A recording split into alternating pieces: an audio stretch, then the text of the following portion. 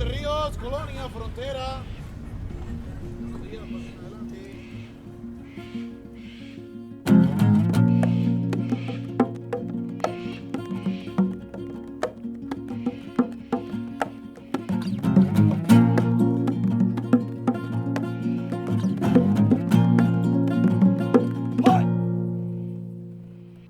G'day and welcome to Cuba-to-Rio. I'm Matt Scolle. And yes, I know it's been 2 weeks. I'm very sorry. But at the top there, we heard me crossing into Honduras. And what that meant is that I spent over 8 days diving in Utila. And the dive center that I was at, Underwater Vision, really didn't have Wi-Fi that could support the upload of a 40-minute episode. So this is it, 2 weeks late, but you'll hopefully get a double episode in the next 2 days, so keep an ear out. Big trip, this one. We went all the way up to the top northwest corner of Guatemala to visit the Mayan site of Tikal, and I had a fantastic time there, and then later at the Garifunian town of Livingstoned before crossing the border into one of the world's most dangerous countries. We're at the top of a tower of Temple 4 here in Tikal, the world-famous Guatemalan Mayan site.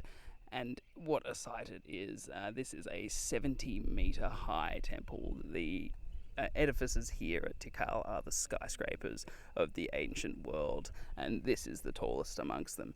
However, from the bottom, it doesn't look anything like a temple whatsoever because the trees have taken it over in a grand fashion.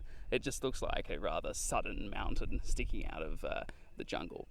And the jungle is certainly Tikal's best feature. Like, the temples are incredible, but without the setting that they're in, it just wouldn't be anywhere near the same. And so you're wandering around and there's coyotes, those tiny pointy-nosed raccoons everywhere. It's an awful lot of wind. I'm very sorry about that.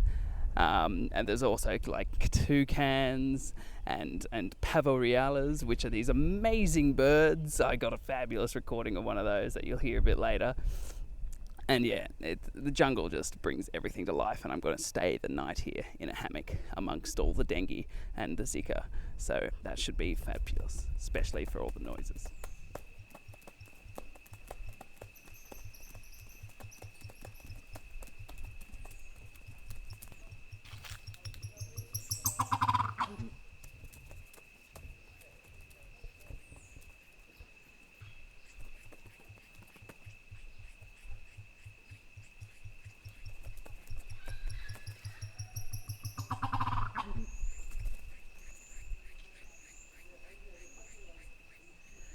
So we just rushed over from Temple 4 over to the tallest pyramid in the complex. And the difference between temples and pyramids is that the pyramids in Tikal have flat tops and were used for astronomical observations and the like. However, we now have a perfect view of the sunset as it goes behind the mountains. And this particular reserve is special because you cannot see any roads or modern human activity, bar a few scaffolds here and there. For the entire horizon line, it is jungle in all directions here, which is really special. And yeah, I'm looking forward to being back here in the morning, where the restored side of Temple 4 should give us a perfect view of the sunrise, which will be a great little addition to this glorious sunset I'm looking at now. And the reason why only half of Temple 4 has a view of the sunset is because UNESCO only lets them restore 50% of the temple. And so you either get one staircase on the front, or in the case of Temple 4, they're slowly rebuilding the top half so that people can wander around the entire sort of perimeter of the tallest temple in Mesoamerica.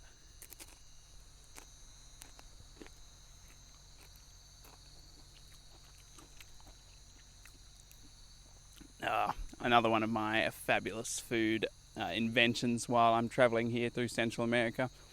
I'm staying the night about 50 metres from the gate of Tikal in the national park's hammock. rent section. And so I've got this lovely hammock with a gigantic mosquito net around it. Then I'm going to spend the night here, just outside the park, so I can get back in for sunrise. And that food that you just heard there is it's a lovely sort of flat sort of nacho base covered in black bean paste, and then followed with tuna on top. And it is amazingly healthy and very nutritious, and it all comes in under about, I'd say, well under the $8 mark, the entire meal. And I've got 2 avocados there as well, just to supplement the salts that are in this meal. But it's such a beautiful night out here. I don't know if you can hear that, but that is the sound of a bat that's flying around. And I'm looking out on this huge field, completely surrounded on all sides by jungle. And in the middle of the field, these fireflies are blinking on and off the entire time. And there is not a single cloud in the sky. And it's giving me the most perfect view of the Milky Way and the Northern Hemisphere's stars. I think the best I've seen the entire trip since Cuba. Because Cuba's lack of development meant it just had fantastic stars. And I'm really looking forward to spending the night here. I'm completely alone in this particular establishment, which I think is the only way you can spend in a hammock under the stars like I am now.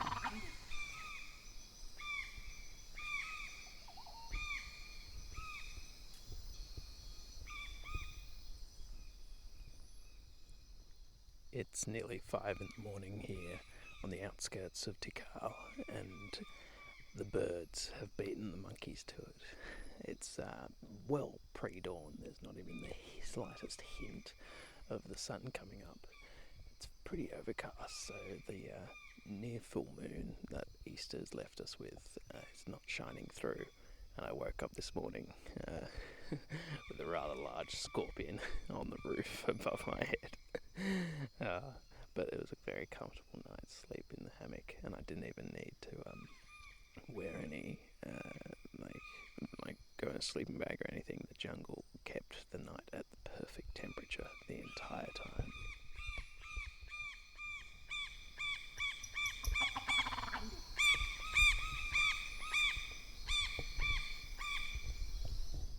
By the way, that's called a pavo oscillante. I learned that recently. It's sort of like the Mardi Gras of turkeys. It's the most rainbow-coloured thing, but other than that, its plumage is just that of an average turkey.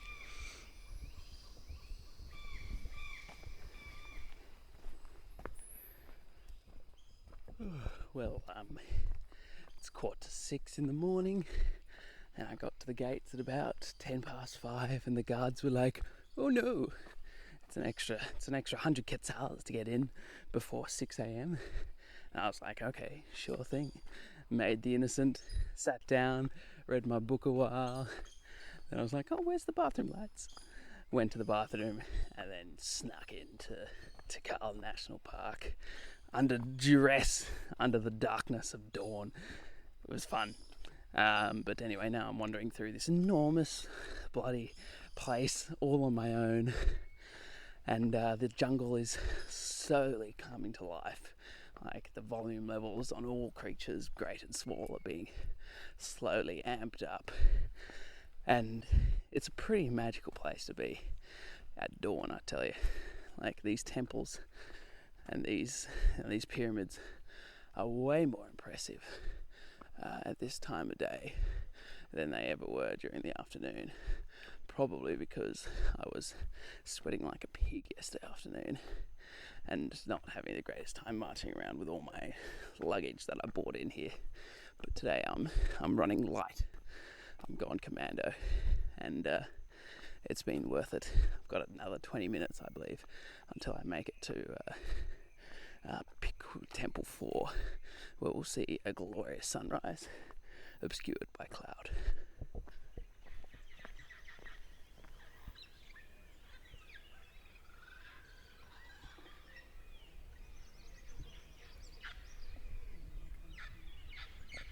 Dawn, but as in 8 out of 10 mornings it's foggy, but it's still pretty glorious as the rays of the sun's picking up in all the clouds, and we're overlooking that fabulous jungle full of birds and monkeys and those amazing tall temples in the distance there.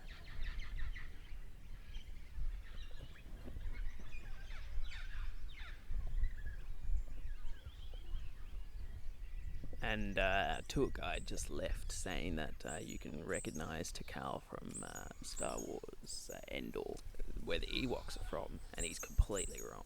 I recognise this shot now that he's mentioned it, and it's from the initial Rebel base in Episode 4, New Hope.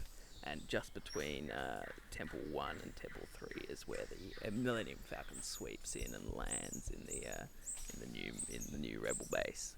It's So just review Episode 4, and you might as well watch the original trilogy while you're at it. But that's where I've seen Tikal before, and I can understand why they chose this rather remote and exotic place to host those rebel scum.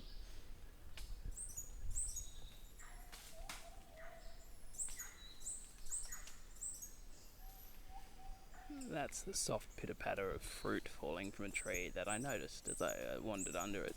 But it's full of spider monkeys, who are these just graceful beings swinging from canopy to canopy. And, they're my favourite of the whole jungle, these ones. They just look so chill as they just make these crazy leaps between branches. It's been a good morning already just for the spiders.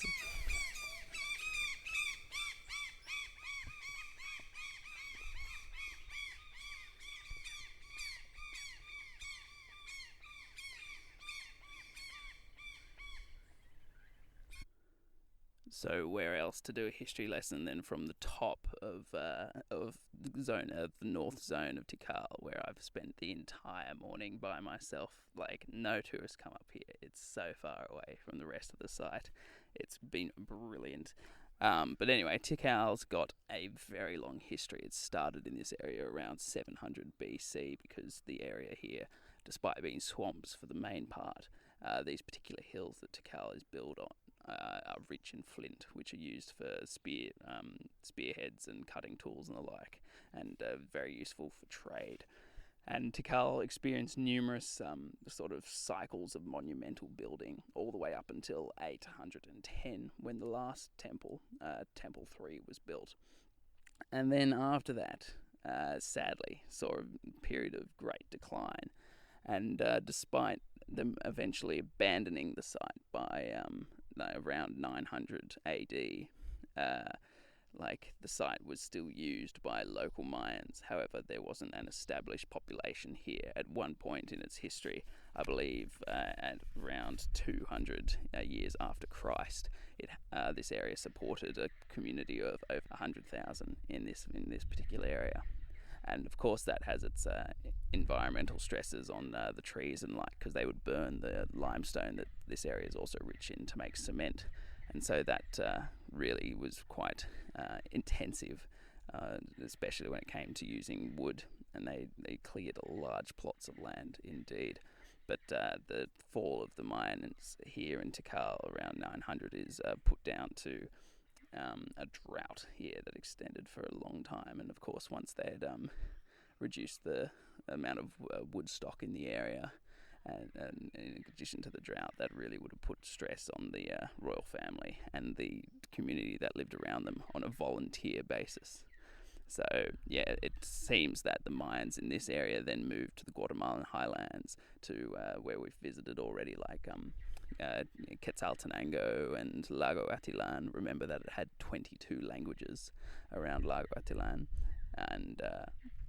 and so yeah, they abandoned the lowlands and went to the highlands. And then Tikal sort of staggered around the forest, drunk, with no one to look after it for a while. It seems that Mayan people did visit it because metallic goods were found in some of the temples here by the archaeologists that rediscovered Tikal in 1848. And of course the Mayans did not know how to use metal, so that's pretty indicative that the site was revisited by some groups over time, but it was never inhabited to the same extent as before. And it wasn't until like 1956, and a full 100 years after its discovery, that the University of Pennsylvania and the Guatemalan Institute of Anthropology and History decided to engage in a 20-year research project. Under Temple 1, the Temple of the Grand Jaguar, they found Jasor Chan Kawail I, King Moon Doublecomb I, who was surrounded by over 180 pieces of jade, 90 pieces of bone hieroglyphs, and the like. And when his skeleton was reconstructed by anthropologists, they found that he was over 1.82 meters tall, which is enormous, and especially given the context of the time that he lived in. And it goes some extent to explain why the stairs on some of the temples intended for the rich and upper classes here are so huge when compared to the stairs used by the Mayans, that even today are these tiny, adorable little people wandering everywhere.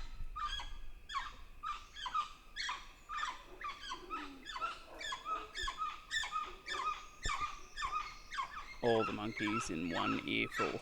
That the high-pitched screaming is spider monkeys, and I'm not sure what's distressed them.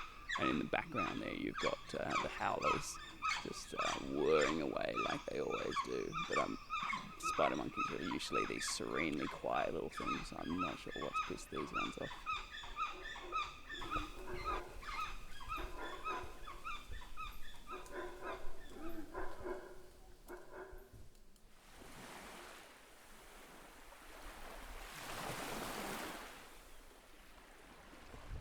We just had the most enjoyable boat ride down the Rio Dulce, past all these fabulous mangoes and the like, and we're now here on the Caribbean coast in Livingstone, which is a fantastic town. It's just got the craziest cross-cultural vibe between that of Guatemala and the Garifuna, which are a largely black population here, and they've got an incredible story of their own.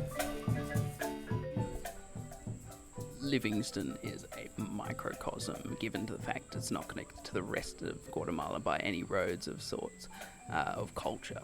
Microcosm of Garifunian culture, to be precise. And these are people that can trace their roots back to the St. Vincent Revolt of 1795. And this was a slave revolt that took place on that Caribbean island. And once this occurred, the Garifunians were all forcibly moved to Roatan, which is one of the Bay of Islands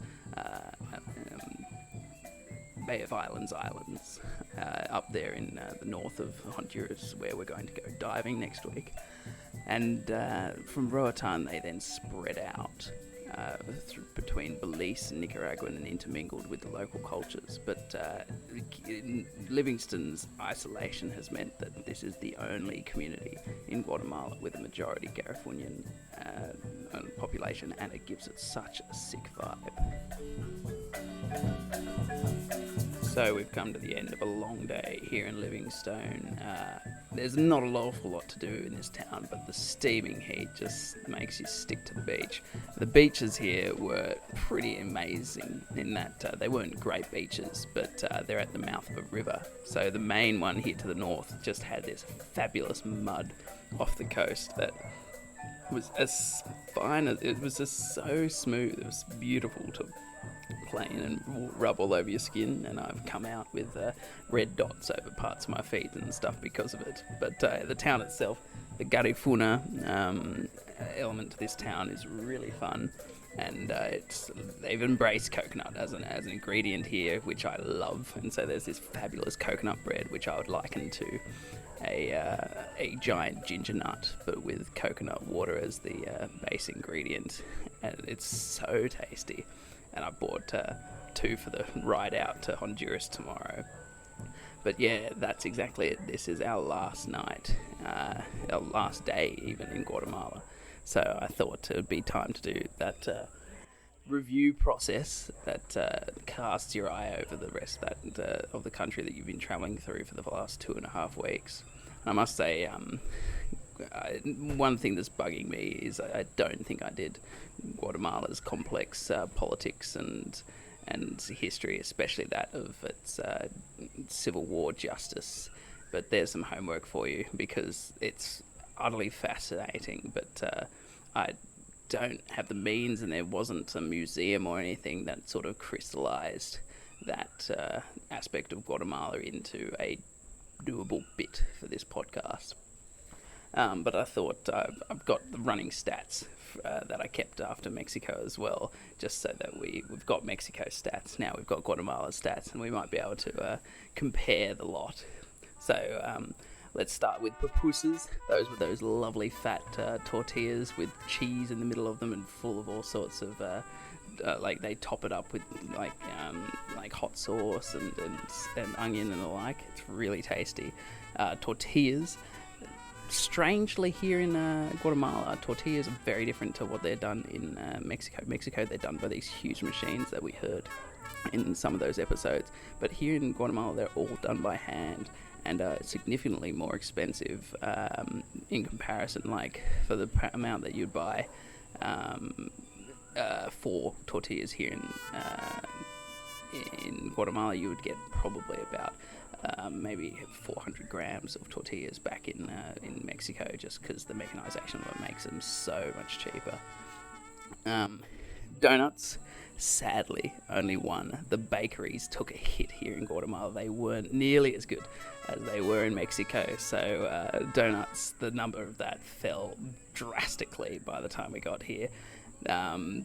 Avocados, that number also fell, despite them having different kinds of avocados here that I got to try. Some with very thick skins and gigantic pips inside, but delicious flesh around that pip. But I only had 13 avocados in total here in Guatemala. And the reason for that is I never got to cook for myself. Like the hostels here in Guatemala, it was very expensive overall, I would say, to do Guatemala. But the hostels here have really figured out the business model. You come in, you get a wristband, you get a bar tab, and they don't have like a kitchen that you can use to make your food and stuff in these hostels, so that you're forced to buy food from, well, not forced, but it's recommended you buy food from your hostel, which you always nearly do, and it goes straight in your tab. So do tours, and so do bus transfers and stuff like that. And so you just don't realise the amount of money you're racking up in these hostels. It's incredible. Zephyr Lodge in Lankin had it downbeat the most, but they then had excellent food to accompany the pain of spending money that you can't see. And then beer also took a hit in Guatemala. We stayed a full week less than we did in Mexico, but even then I don't think I would have made up the 3-litre difference between Mexico and Guatemala. Comes to 7. They've got weird size cans in Guatemala, so it comes to 7,133 millilitres of beer were consumed in my 2.5 weeks here in Guatemala, which isn't bad, I thought. But anyway, this country is incredible. You come down and check it out. I would definitely recommend the Acatenango tour. That was my favourite part of the whole trip so far. That lava and the like was just incredible. And yeah, it's had so many moments, but it's all to do with the people and the places that you're surrounded by, and none that can be crystallized into a fine sound bit here. But yeah, come and visit Guatemala. It will be so worth your time. Onwards to Honduras.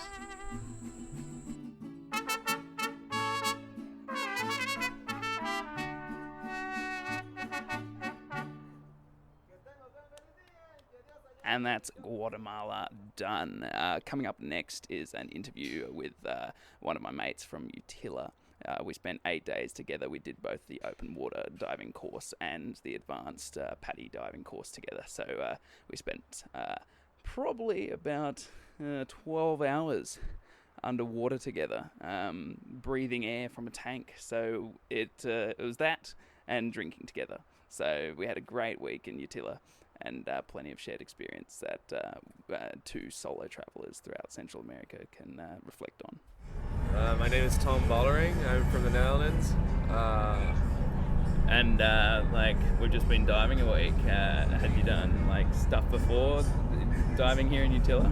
Yeah, we met a little while back. We can't really remember where that happened, but yeah, we ended up on Utila together, and yeah, diving has been great. We dived for a week, did the open water and advanced course. Next to that, not an awful lot actually. No, except drinking and it's beautiful because we met on the ferry coming here, and now we're doing the podcast on the ferry going back after what is it, like 8 days? Closing a circle, yeah. I know, beautiful, but hopefully not closing the circle fully because we will hopefully catch up in Nicaragua somewhere. Yeah, we'll definitely work out somewhere. Yeah, it was a beautiful place to just unwind, relax, and do some diving. It was the greatest holiday within the holiday though. While we were there, you just perfect, tranquil place. Just sit in underwater vision. Wake up early, get your diving on. We had a lot of dives too, always. What was your favorite aspect of diving? I always loved aquariums. I had an aquarium when I was a small boy in my room. So it was. What was your fish's name? Well, they didn't have names, but there were a few. They died too frequently shark. to name them. yeah, I got some pretty interesting fish, but yeah, it was just the feeling of being in a big aquarium, just swimming around in there was, it was amazing. Just also the feeling of being weightless, floating in the water was. I did notice whenever there was a moment of downtime, you would be the one person clutching their fin tips and hovering up and down with your breaths. Swaying. Yeah, that was interesting. Yeah, neutral buoyancy. I grew up. My parents' house, of course, and we always had a pool in the backyard. So I was always in the pool, playing with my breath and just I don't know.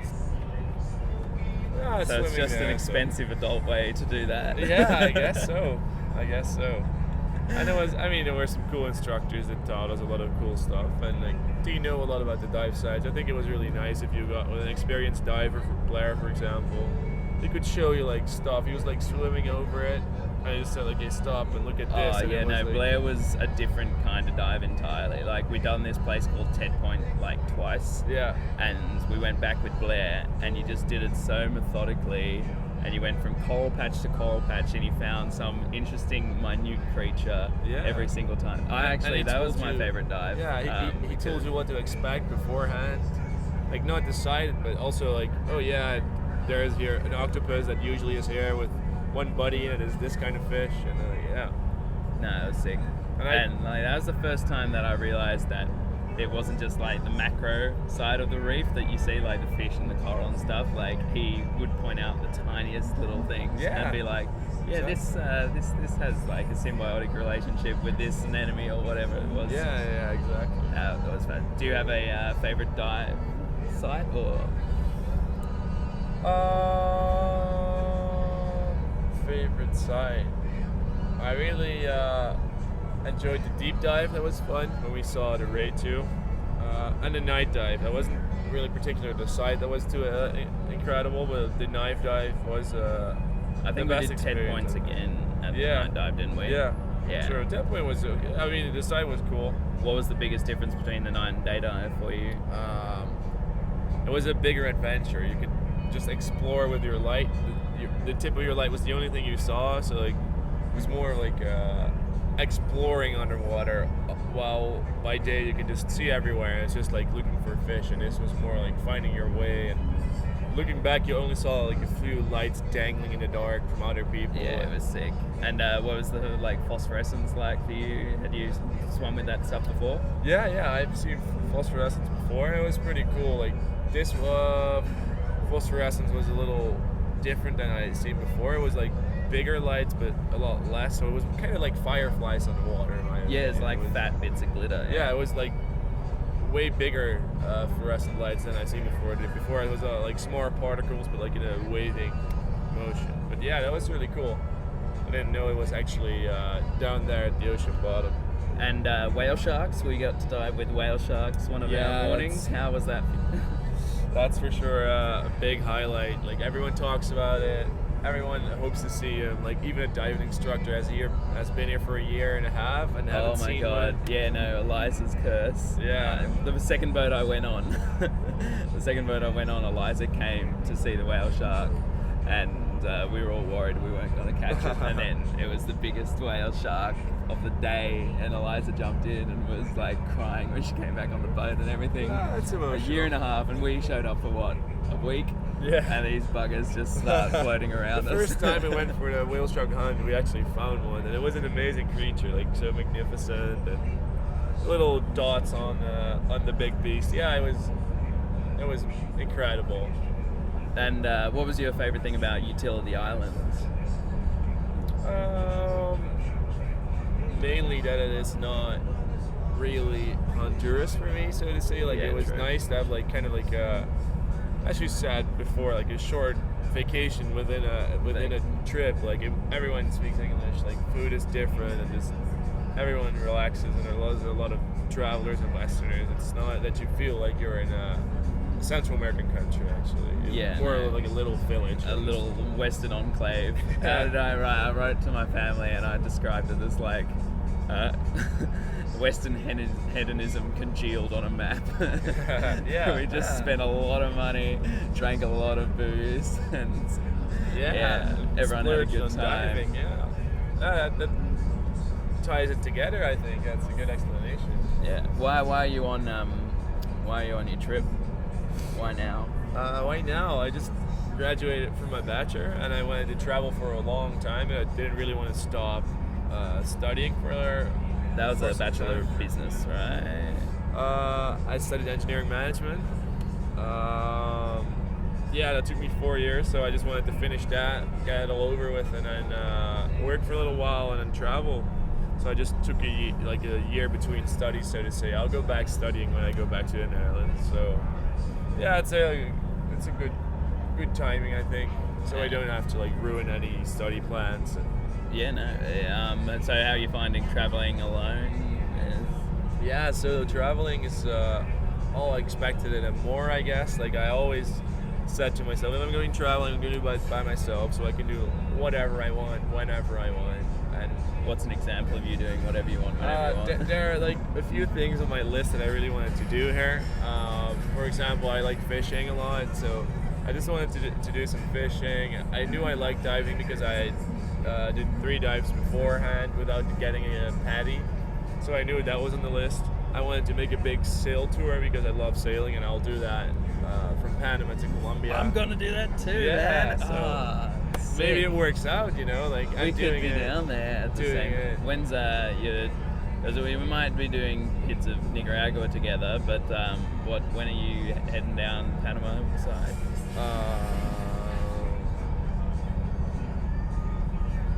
I think I will be in Panama in May, and I'll take the boat from Panama to Colombia like the last week of May, probably, and then spend my last month in Colombia.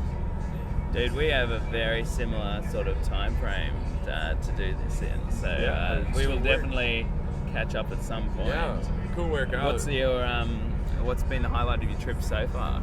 Aside from this week of floating and zero gravity and Well, whale sharks and alcohol. I have to say, one of the first highlights I had in my trip was seeing my American friends over Christmas for a longer time. I hadn't seen them for a year, so it was nice to spend like 2 months with them. You did a kick-ass road trip, didn't you? Yeah, like, 9 states. Describe that, didn't you? Like, oh no, That was it's your story to tell. Yeah, that was one of the best deals I ever got. So my friends I met in Stockholm, Sweden when I studied there last year for a half year. And they study in San Diego. So I flew there and met up with their friends and just relaxed in San Diego for a bit. And then I got to spend Christmas with one of my friend's family who's from Wisconsin in the Midwest of the US. Yeah, Wisconsin. So that was really nice, like the real family feeling. We had a Christmas dinner of 43 family members who were all related. And that was like, I have a small family, so that was crazy for me. What's the American Christmas dinner like compared to one from the Netherlands? I have no idea what you guys are doing. It's madness. Like in the Netherlands, you have like a nice dinner, of course, with the family, but there it was breakfast, lunch, dinner, 2 days in a row at different places. Like breakfast would be at a family member, lunch would be at a friend, dinner would be with the other family. That is And cool. always so huge. So that was really nice. And then I was lucky. His parents just moved from Wisconsin to San Francisco, and they needed their car to be at the other side, at the west side of the U.S. So me and my friend got to drive the car there while not paying for gas or any accommodation. So like it was the best deal you could ever have. I mean, That would be the way to do the States. yeah, I did all the national parks in between, and we skied in Colorado because he has some family living there. So yeah, it was magnificent. It was really good. So that was for sure a highlight. A different highlight was I caught a 35 kilo sailfish in Mexico. Holy shit! Yeah. I had not heard this. That Where was did you do amazing. that? I went to Puerto Escondido, and it's a surf town in Mexico on the Yeah, Pacific we've side. been there. It was one of my favorite parts of Mexico. Yeah, it was really cool. I'm not a surfer, but I just laid on the beach, relaxed, snorkeled. The first time I went snorkeling there actually was with a sea turtle. Just out of the blue, a sea turtle popped up, so that was nice. This one day I went on a fishing trip with two Australian buddies of mine. We didn't end up catching anything for the first, it's supposed to take 3 hours, for 2.5 hours, nothing, so we were kind of bummed out.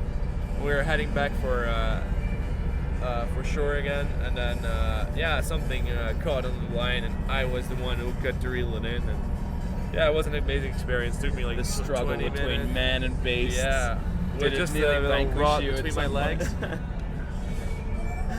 Well, Did you end up releasing it, or was No. it eaten?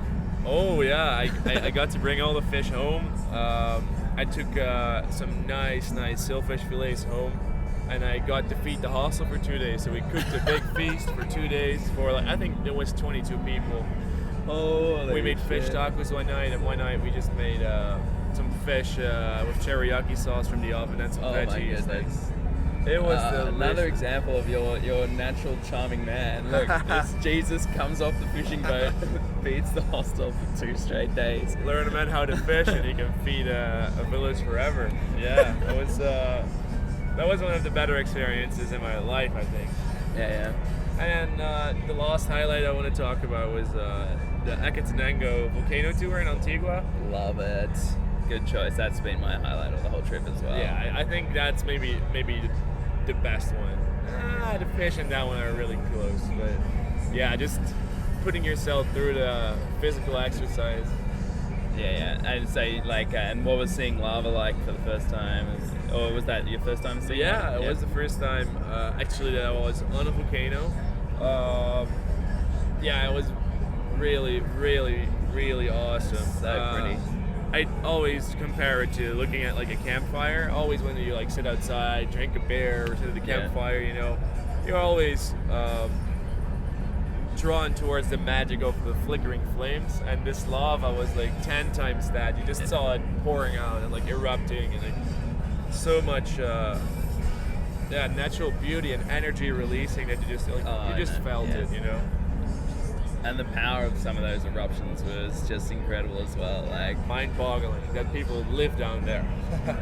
Oh my goodness, yeah. Having an active volcano above your town the whole time, it would be freaky as fuck. Yeah, it wouldn't Worried that Antigua's going to be the next Pompeii throughout your daily life. Yeah, I talked to my parents on the phone about this volcano tour, and then my dad started Googling stuff, and he said I think it was 40 or 60 years ago. Yeah, the town had to be evacuated because they thought it was going to be a big eruption. Whoa. So I felt kind of safe that we were on the adult volcano though. You're high up, so nothing will happen if it erupts. Exactly. Easier to airlift you from the top of a volcano, that's for sure. I mean, it's safer to be up there than down in the town, I think. Yeah. Lahores don't flow downwards, or don't flow upwards rather. Yeah, certainly. Yeah. And what are you looking forward to in the back end of your trip? You got your sail trip, Panama to Colombia planned. That would be the last month. The last haul of my trip would be the boat tour, and I went to do some diving in Colombia, which I'm also fairly excited about. The next big thing on the list is doing some more volcanoes in Nicaragua. Yeah, volcano boarding. Are you keen for Volcano that? boarding, yeah. I'm a keen snowboarder, so I'd like to see some volcano boarding for sure. That would be very Instead of breaking wrists on snow, break them on stones instead. Yeah. Instead of getting a mouthful of snow, a mouthful of Oh volcanic my dust. That would be very unpleasant. I think, how much your ass hurts after a day of snowboarding and snow's nice and soft, just like boarding on rocks. Yeah, I'm not sure how that's gonna be, but yeah, I don't know. And the hike up some volcanoes too. That would be nice. Do some exercise. some more exercise. Yeah. What would be your biggest handy tip for people going through Central America? Do it alone. Do it alone. That's my biggest tip, I think. You meet so many people in the hostels. You just walk up to a bar, talk to some people, and you have like a plan for the night. That's for sure. And don't make any plans. Just go from place to place. You'll talk to people, and they're gonna change your mind anyways about places you thought were really awesome and like what people say. Just take your time and don't book too many buses or flights. Like just go with the flow. That helped me a lot. Follow recommendations south. Yeah. I already talked to a few people who had like set flights, and I wouldn't even fly in Central America if you don't have to. Like just take the buses. It's a good system. You see a lot more, and I think you have a lot more like freedom instead of having to be in places on a certain time because your flight's gonna go to somewhere else, you know. And you got like an amazing command of English language and a few others. How's your Spanish though? My Spanish is not the best. I can whip out some useful sentences when needed, but no. An example of which being on the spot. I could definitely ask for the bill if that was needed, or ask if they have I don't know, a food of choice or something I might need. I can ask for directions, but would be pretty helpful. But yeah, so far it worked out fine for me. I thought it would be way harder to navigate in Central America, but everyone's really helpful, really kind, and if you have a smile on your face, you'll get a long way in Central America. You never not have a smile on your face. It's been awesome hanging out with you, man. And I hope that we find each other on the long road south. Yeah, I'm sure we will. I mean, you always end up bumping into people. That's the funny thing about traveling here. Yeah. You can never actually say goodbye to anyone because you might find them in your next stop or like 2 weeks later, and full with different experiences you can share. So that's with good people and with bad people. Like a friend of ours got peed on by a drunk chick in the bunk above her. This is traumatic experience. Traumatic. Middle of the night yesterday evening. Just felt some wetness coming down from the top bunk, and it's undoubted that you might encounter that person again. That would be a shitty encounter. Yeah, a pissy encounter. Yeah. Anyway, all right. Well, cheers, man. Thanks for coming on the podcast, and we'll catch you around. Well, it's great. I'll listen to all of them now. I'm gonna follow it. So a sneak peek there at life in Honduras, or at least the most westernized corner of Honduras. But it was a great week and a bit in Utila. And but what's coming up next is completely different. I travel down to central Honduras to a town called Zambrano, where I meet up with Jorge. You might remember him as my guide around Antigua back in Guatemala there. And I'm staying at his fantastic Swiss-style house, which he's designed himself. And he gave us the most fabulous tour of his local area. So keep an ear out for that. That's all coming up in the next episode. Anyway, if you enjoy what you're hearing, make sure you check out the Facebook page, as that has all my photos from diving, got the underwater camera. So took great shots of some dolphins, whale sharks, and some of the coral and things, so you can at least get a glimpse into what I was experiencing there for the week in Utila. If you enjoy what you're listening to, make sure you rate it on iTunes, as that will really help us out. And thanks for listening, and I'll see you next week.